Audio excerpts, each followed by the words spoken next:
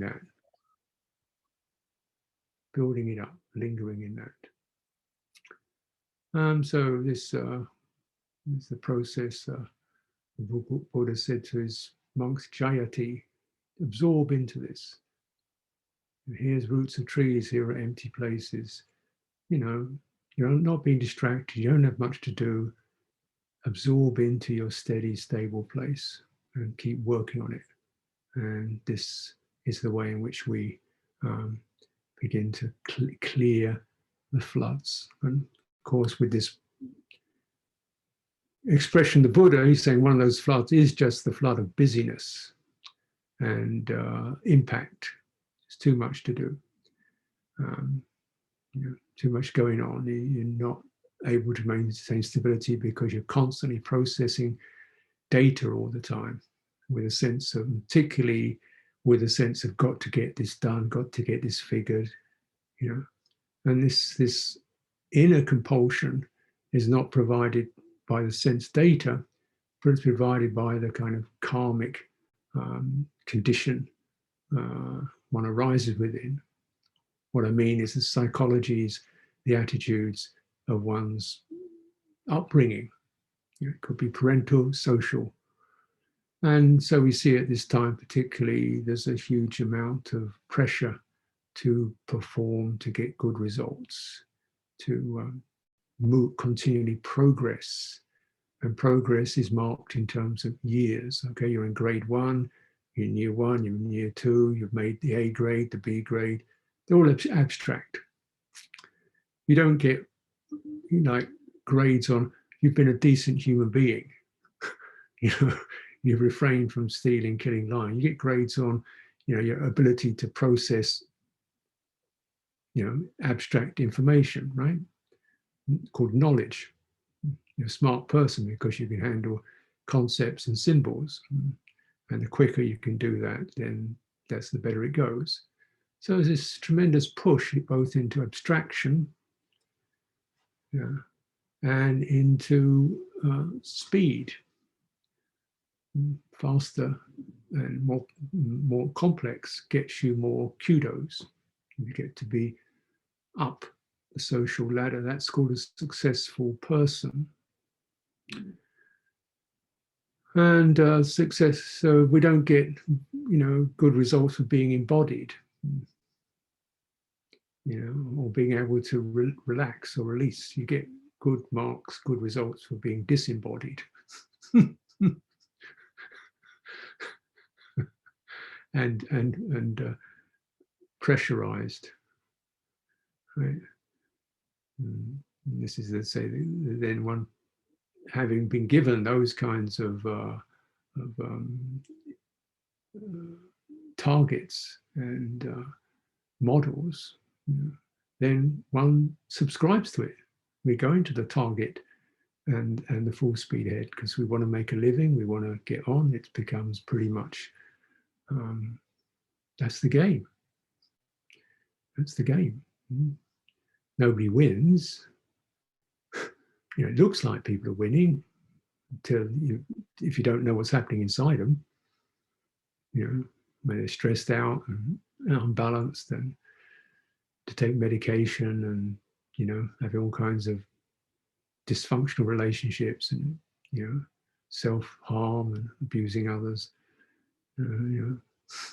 So it looks like it's successful from the outside, from the ways in which we measure people. Measure things another way. Peace of mind, contentment, ease, spaciousness, compassion.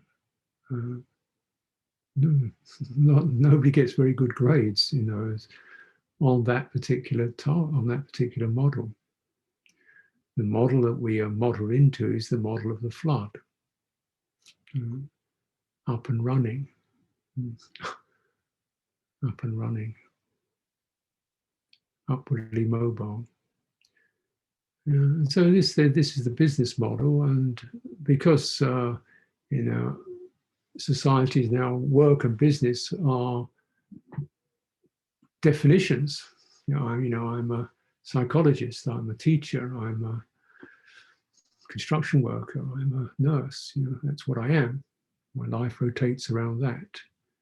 I spend many hours a day doing that. I studied for it.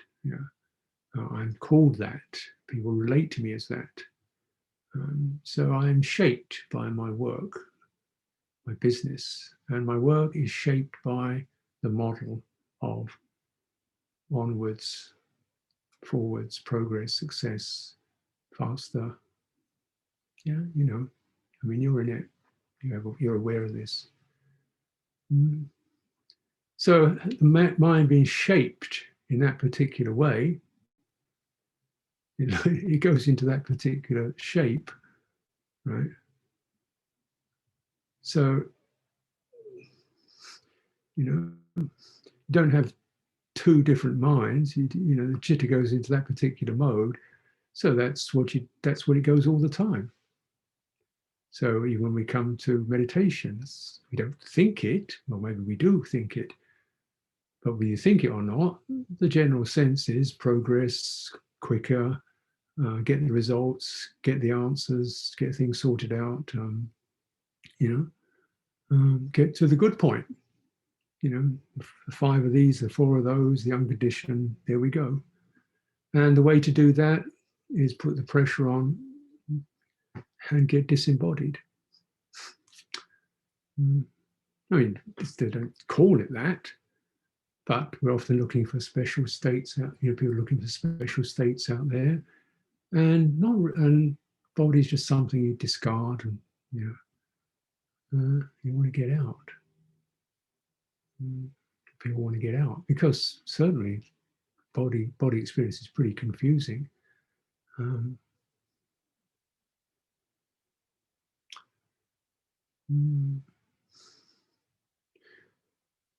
And naturally, we have powerful models. The Buddhas and Arahants, these luminous beings. So, well, I want to be like that, get like that. And just sense, when does aspiration become overreach? And so with the overreach and the aspiration, the overreach, we get this quality that people mention, the inner critic, the inner tyrant. There's something wrong with you, you're not doing good enough. You should try harder. And in various voices. You shouldn't have this mind state. You should have that mind state. You shouldn't have this feeling. You should have that feeling. You shouldn't have this kind of energy. You should have that kind of energy. That kind of energy is wrong. Why don't you have more of this? This critic, continual critic. And this critic is a kind of almost like a, what they call it? A meme or a genome or something. It's almost like something's injected in the social model. So eventually we don't need other people to drive us. We drive ourselves. We've got this thing has been injected. This particular virus of the pushing has been established in the chitta. And of course it pushes, but the push always pushes you into the flood. And if you're aiming to get out of the flood, you can't get out of the flood by pushing into it.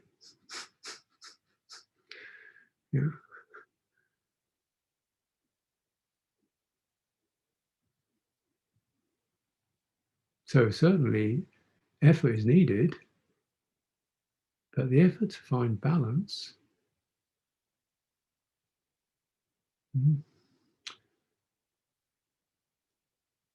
and the effort to put aside defective programming, deluded programming, particularly programming one is a kind of acquired through the world, competition,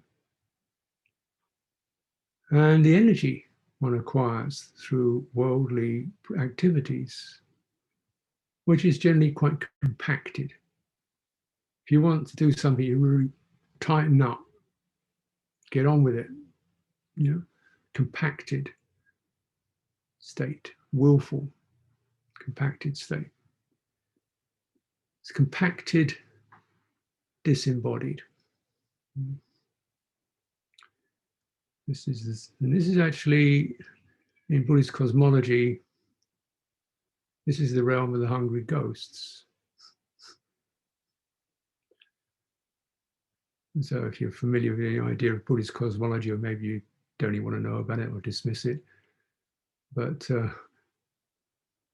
it's a range from the most kind of lost beings who are deeply stuck in negative, afflictive states. These are the hell realms.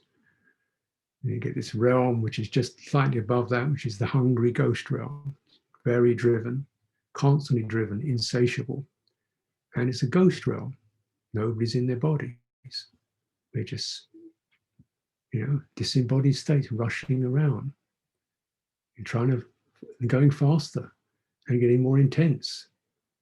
That's the hungry ghosts. They're very intense and they go fast and they're disembodied. And you look around and think, it looks like downtown to me.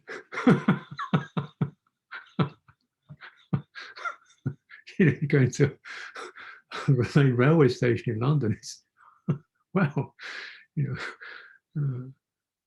now, of course, these realms are impermanent, so you don't have to be them all the time. But we can go into these hungry ghost states. And the sense of it, the measure of it, is you feel compacted, driven, but also disembodied. It's a miserable state. Insatiable. You have all reasonable material comforts, and yet there's still a feeling of, I feel restless and hungry. Animal realm, also slightly less compacted, they're less driven. The hungry ghosts, these they're embodied, but they don't have aspiration. Animals don't aspire. The human realm, it starts to lift. We get this lightness of heart lifting. And then cosmology proceeds, you get devas who are really, kind of lighter and lighter. But the particular feature of the human realm is the Buddha feels this is the best place for liberation, because you have this potentially light, rising citta, which you associate with aspiration. But also you have embodiment. And embodiment means you're getting something that's going to teach you. You can't just spin off. Because the problem with the cosmology is that these devas, heavenly beings, and Brahmas and so forth, they can just spin out into these abstracted states. Fortunate, but they don't get down to the nitty gritty of liberation. They're still just goofing around. I wouldn't say that Brahmas goof around, but they're just out there and they don't get off the wheel, as it were. Human beings, you've got this lifting, rising, potentially rising, fruitful citta, and you've got embodiment. So this is what you need to know. You need to know about limitation, restraint. You need to know about mutuality, relationship. You need to know about, which is what this embodied condition tells you. You've got to start relating to your own body for a start. You need your energies, the feelings that the body has. And then it will start to tell you, this is not ready yet. Not right now. Take a breath. Okay, now we can move. It's a moderator of impulse. Without the embodiment, you don't have a moderator of impulse. The impulses just take you away. And then when you're taking away, you don't have the possibility to reflect upon the impulse, because you just are the impulse as it rushes out. And body acts as a moderator of that. Just wait. How's that feel? Can you integrate that? Can you remain stable, open, together? Then we move.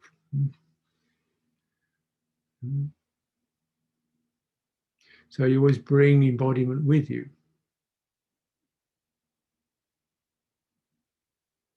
It means sometimes taking a little bit more time, going against the business model.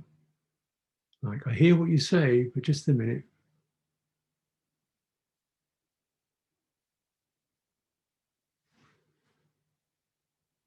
Just letting that settle, and then can act in a unique, autonomous way,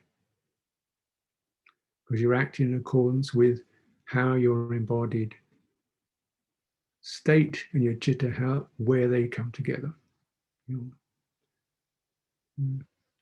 Now, say this because it can be the case that people push themselves too hard. They don't really know that they're straining themselves because they're not really getting the messages from the body, and feeling stressed or strained or losing the body. Sometimes you can kind of basically go out of your body in spiritual practices.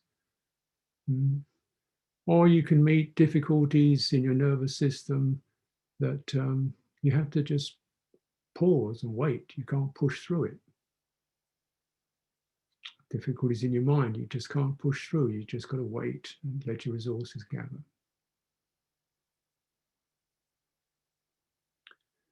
It will also be the case that we underestimate ourselves. We believe in our thinking mind, go, well, I don't know if I can really do this. It sounds a bit tough to me, and maybe tomorrow. I'm not certain because I'm only one of these. And just wait a minute. It's going to your body and let your aspiration be felt. When I say the body, I don't mean the tissues. I mean the embodied gut knowledge. Put it that way. Yeah, I can. I can. So, and this is, it's, we're not who we think we are. Chitta is not who you think you are. So sometimes I notice myself, I'm sitting and I'm feeling really pretty tired, been a difficult day, a hard day, and then think, oh, enough. I look at the clock. Maybe, yeah, it's about time. No, wait a minute. Stop. You're not a clock. You just don't want to be with unpleasant feeling, right? But wait a minute. You can be with unpleasant feeling. Energy's doesn't feel good or clear, feeling tired, but I can be with that. What happens if I just remember that? I don't have to feel good. I'm not trying to make myself bad. I'm not deliberately mortifying myself, but I don't have to feel positive or wonderful. I just have to be present. Can I do that? Present with uncomfortable feeling, present with energies that seem dull, flat, dreary. Yes, I can. Just have to give up the expectation that I should feel something that I'm not feeling. You start to establish an autonomy from the conditioned, flooded state, from the results of the day, from the particular moods or circumstances of health or energy that you happen that are occurring for you. Establish autonomy. It doesn't mean you're desperately trying to feel good. I should, pull out of this and feel great. No, it's not that. But I'm just maintaining presence with that difficult, uncomfortable feeling. And it's making me more patient, open, equanimous. Actually, it's really okay. I don't like it, but it's okay. And that autonomy is really very precious.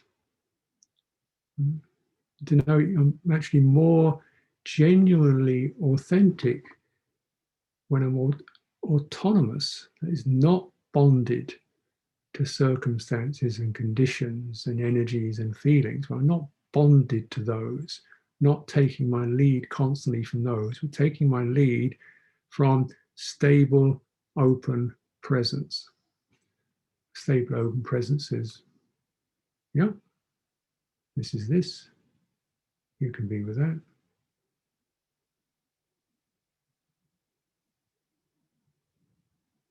I'm not pushing, I'm not struggling. I'm actually just relinquishing my wish for pleasure or success or wonderful states. I can do that. Then there's no, you see, and the beauty of that is you're beginning to undermine the basis on which the inner critic judges you. His critic tells you, you're not getting a good state. You can't practice. Yeah? So you either can't practice because you're feeling the bad state. Yeah? So you get scolded for that. You know, you're weak, feeble. Yeah? Well, it's bad karma. You must have done terrible things in your life. So you're getting these bad feelings now. So you get some criticism that way. And you think, oh, okay, maybe I'll take a rest. And the critic says, see, you're copping out again. So either way, you lose.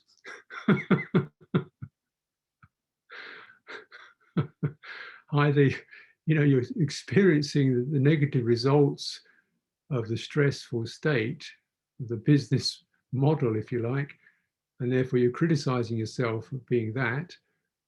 But then you think, okay, I'll take a break from that. And you criticize yourself for that because, or the critic does.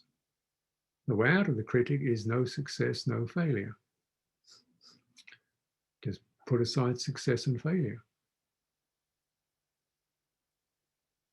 Not that easy, maybe.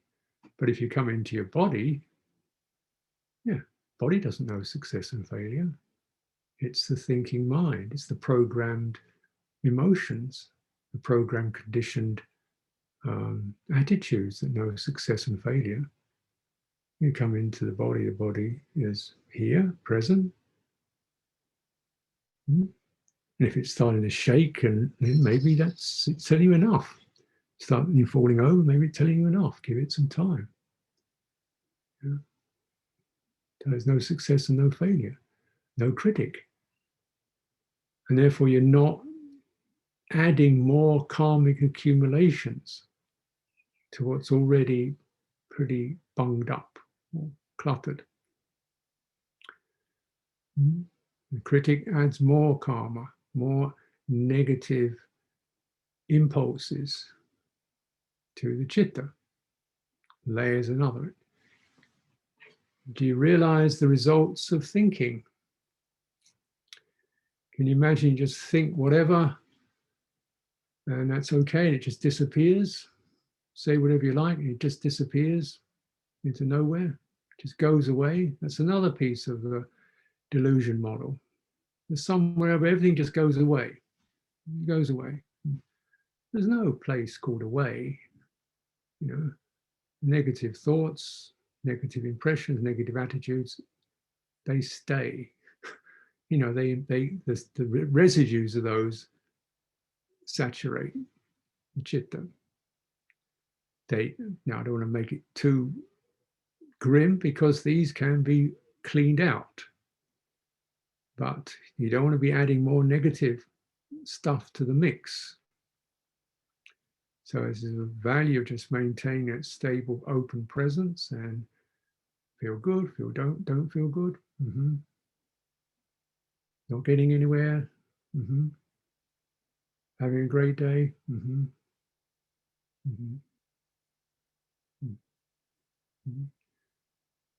Stable, open presence. Where is this? Find in the body where it sits, stands, walks, and it's balanced in itself.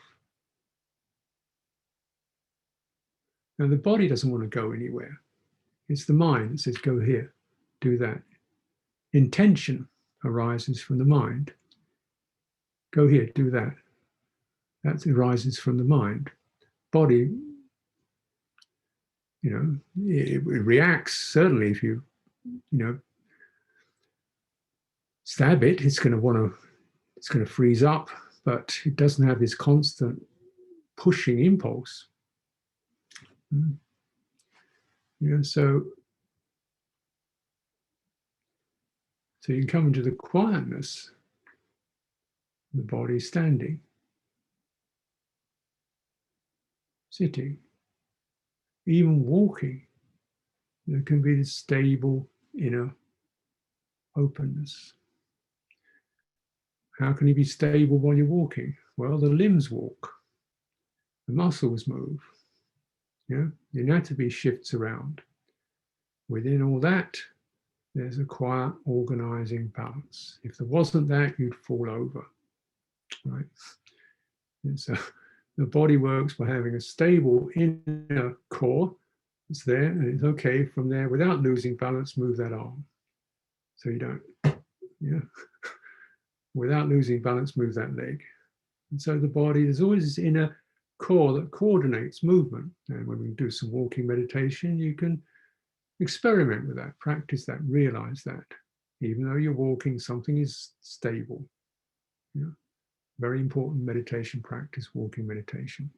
Standing, you don't feel strong, if your legs feel uncomfortable, energies are washing over you, standing within that stable presence.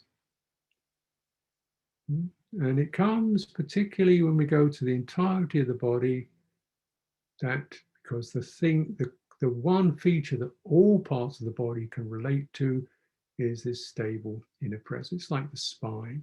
All the nerves run off of that, using an anatomical metaphor, analogy. So if you go to the entire body, what does, as an entirety,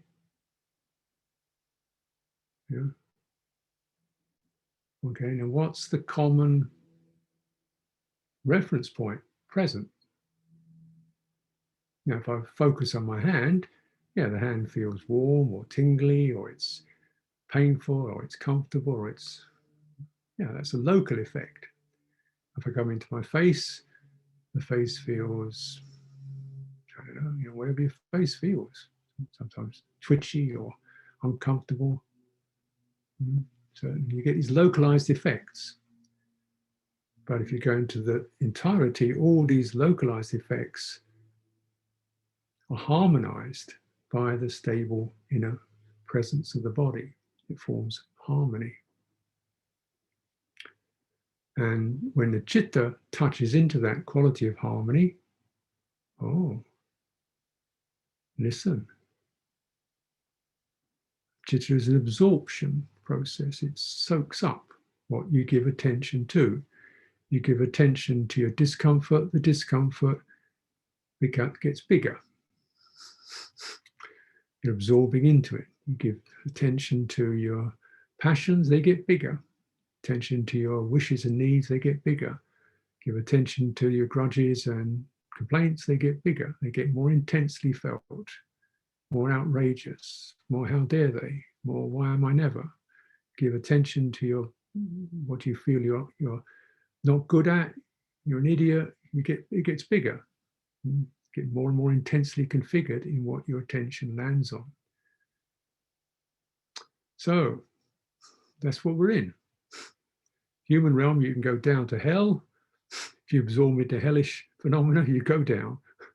And you don't have to wait till you die to do that. You can do it in this very life. Absorb into depression, malice, grudge, grievance, and you're going to go down. Drop that, you come up again. I mean, it's not that quick, but you can do that. The human chitta, it's got great range. Now we want to absorb into that which is going to give us most potential, most freedom. You want that? Now, it's not going to come through getting rid of the uncomfortable bits, which is, of course, that's another piece of the mythology of the social world. Get rid of the uncomfortable, grubby, dirty, messy, awkward poisonous stuff, chuck it somewhere else, throw it away. Somebody else's problem, throw it away.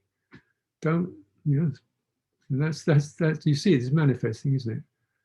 There isn't any place called away. It just goes into somebody else's backyard, right? You see the pollution. Just throw it into the water. It will go away. Poisoned river. Throw it into the air. It will go away. Poisoned air. There's no such place as away. So this particular, get rid of the uncomfortable, distasteful, ugly. No, don't get rid of it. You don't want to absorb into it, but you disengage. Stable presence.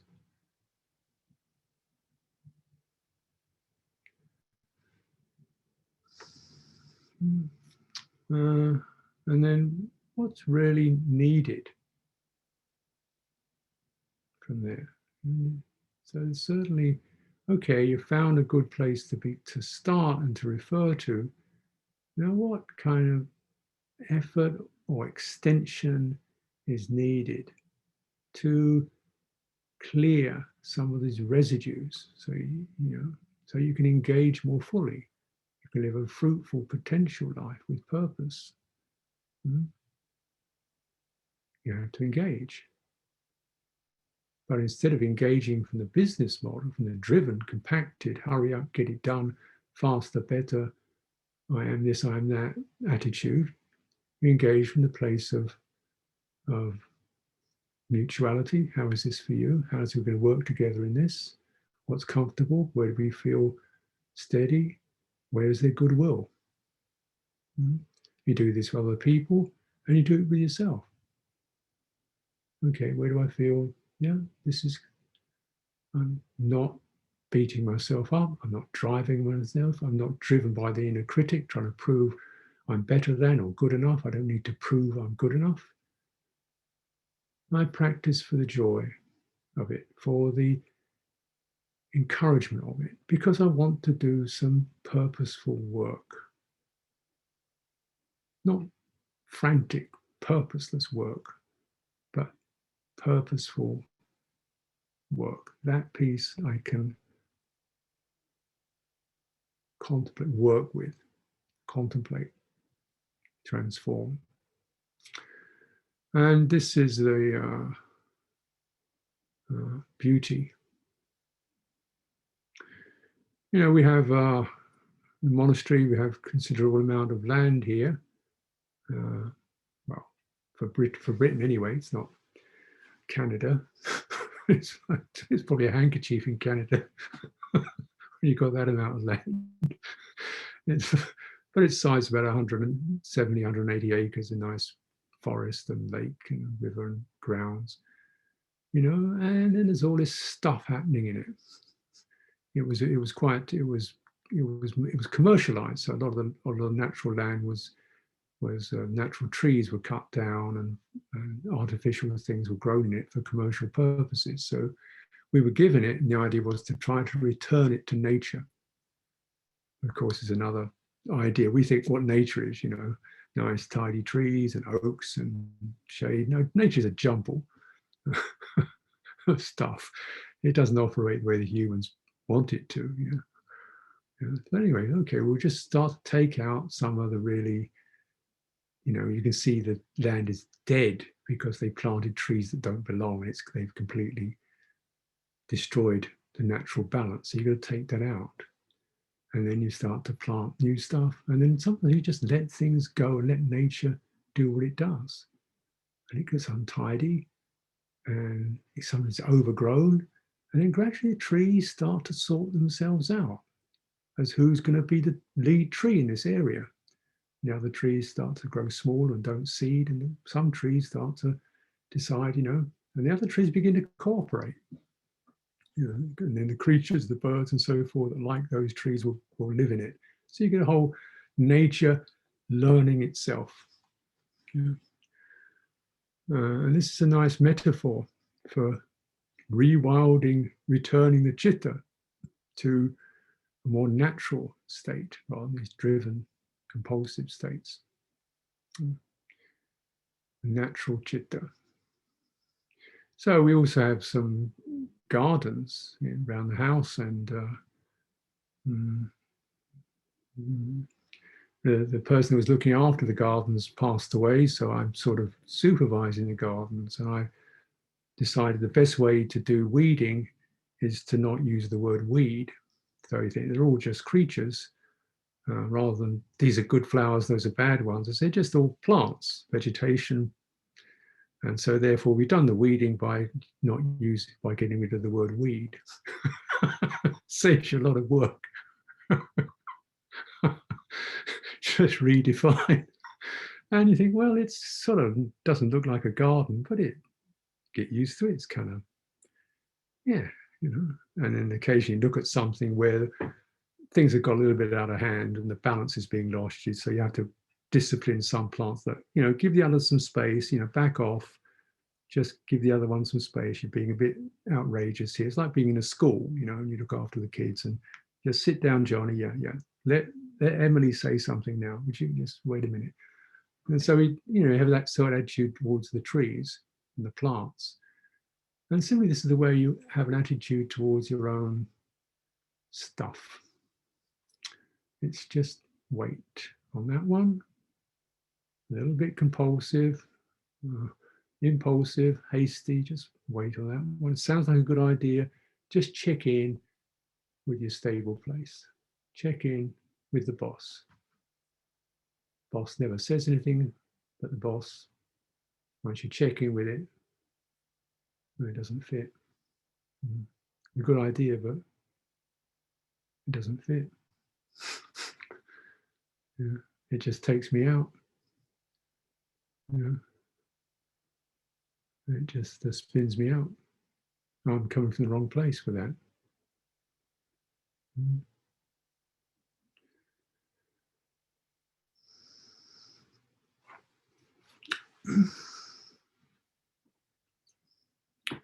And it changes. What we can bear with, what we can be with, changes. As you become, your stability becomes more assured, then your ability to extend the chitta from that, the chitta becomes more deeply grounded and it can begin to extend itself. And it tends to want to do that. Normal extensions of the chitta are loving kindness, compassion, celebration or appreciation, and equanimity. These are relational. The chitta learns and moves into the relational domain, because to move away, to extend from the stable center, you enter into the relational experience. Stable center, there's nothing to relate to. It's just there. Once you move away from the stable center, in which you have to in your life and in your karma, that's what karma is about, right? We're being affected by things. We have memories, we have parents, we have friends, we have enemies, we have the world around us. We're in this karmic condition. And therefore, the movement of the chitta begins to relate to these, but not from the place of I'm the dominator, things are going to go my way, I don't want this here. They come from the place of what's the harmony here, where everything is respected for what it is, but it must fit into the whole pattern. And we begin to get this experience because in our embodiment. So I'm just pushing too hard, I'm just up in my chest, in my head. No. Just down, belly, legs. Okay, this is the right pace. And you're learning this in meditation a 1,000 times through breathing and walking. Yeah. There to established mindfulness around breathing is exceptionally fruitful if you're coming from a stable place and you get more and more stable in it. You're not saying, I've got to breathe this way, I've got to breathe that way, this is the only technique for breathing, this is the special, we do every of these and you'll get to this state after 3 days. No. That's the business model. You know, breathing in the here and now will brings back embodiment and the measure of it. The out breath is this long now. The in breath is this long now.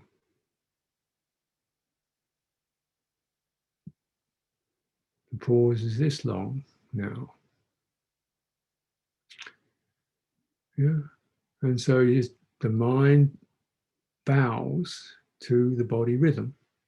Sometimes it's faster, sometimes it's slower, but the mind is always, okay, this is the central life force. We have to live in harmony with this. And so you're learning about pacing, measure, and receptivity. These are this clears the floods, because the floods are about impatience, impulsiveness, and lack of receptivity. Getting bunged up. You tune to that which is clear, receptive, embodied, measured. That energy by itself begins to move through the congestions. That by itself, that energy, that process by itself moves through the tangles and the congestions.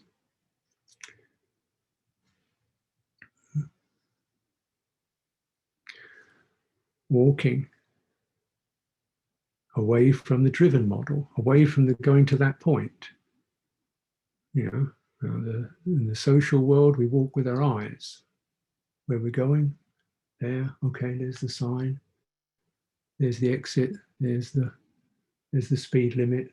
You know, if we're walking or driving in a car, it's always the eyes. Driving a car, you don't really need legs at all, apart from to move the pedals. And then you do the same thing when you're walking. What street's that? What's he doing? What's in the shop? What's in the stores? You know, and then getting on to where you want to go. So your eyes, actually eyes don't walk, but they get the signal of where you want to go, and that sets up a get there now. So tunnel. Look at streets, they're tunnels. Any street is a tunnel, isn't it? You look down it, tunnels towards the end. So in fact, you're in a tunnel. There's no, streets don't go that way. They don't widen, do they? They tunnel, you move you forward. They're not about lateral, they're about forward. So your mind does that. Your eyes see the street and your mind does that. Your mind does that, your body does that. And you get so used to it that that's what walking is, because that's what you've done for days and days and days and years and years and years. So that's walking. Yeah. It means your head moves along and your body kind of scuttles along underneath it. So now you meditate, do walking meditation. Okay, here we go. You know, why is your head going over? What are you doing that for? I'm just walking. Well, you don't need to do that, do you? Why don't you stay straight so your body can feel open?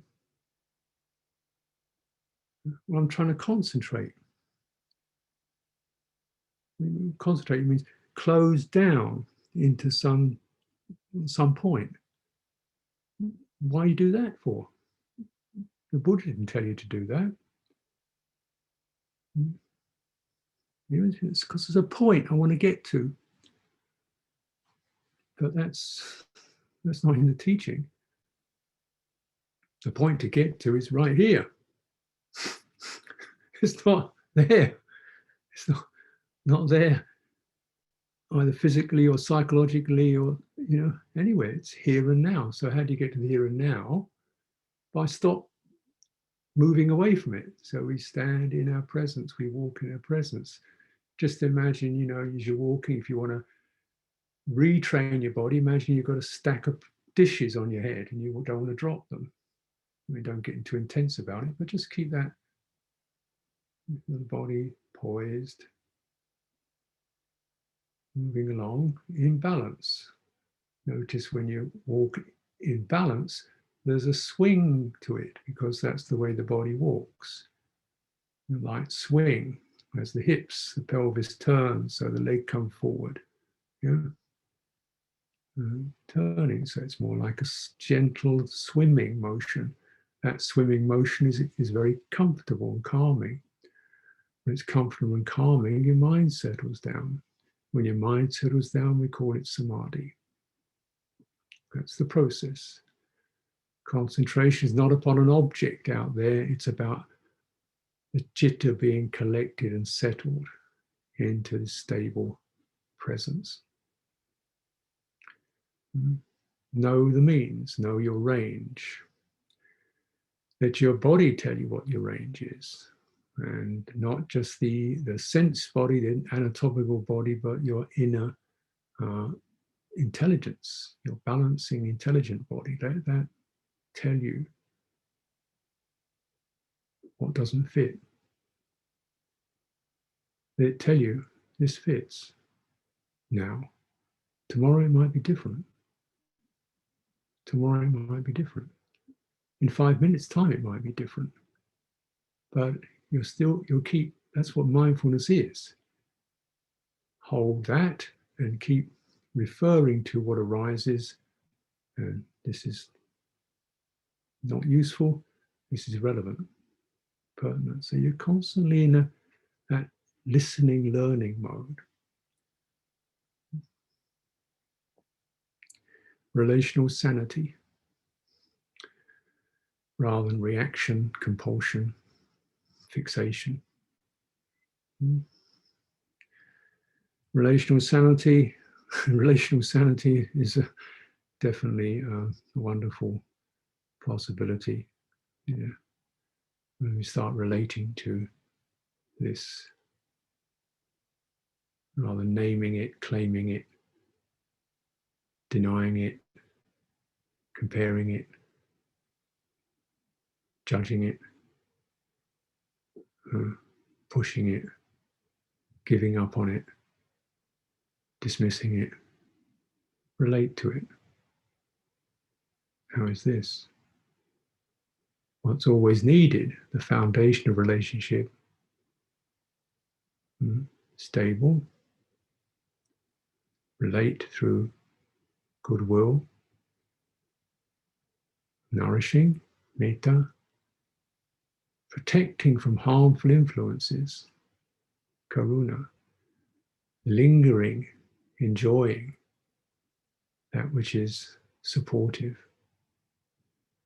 equanimous, allowing the tides to pass through, allowing things to be as they are.